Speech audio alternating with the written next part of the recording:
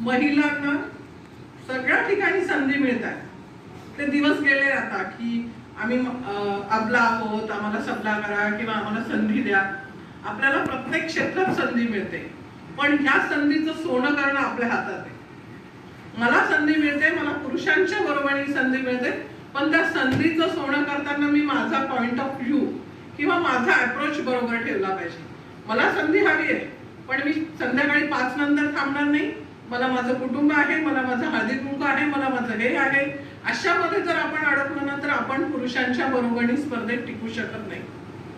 मी माझंच उदाहरण सांगते. मी रायगड जिल्ह्यामध्ये आले आणि दुसऱ्या दिवशी रिशाळवाडीचं प्रकरण घडलं.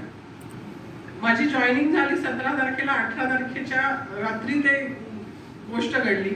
मला माहित नव्हतं अलिबाग जिल्हा. मी गेली 18 वर्ष मुंबईमध्ये नोकरी केली, पण अलिबागच्या आजूबाजूला म्हणजे पर्यटनासाठी सुद्धा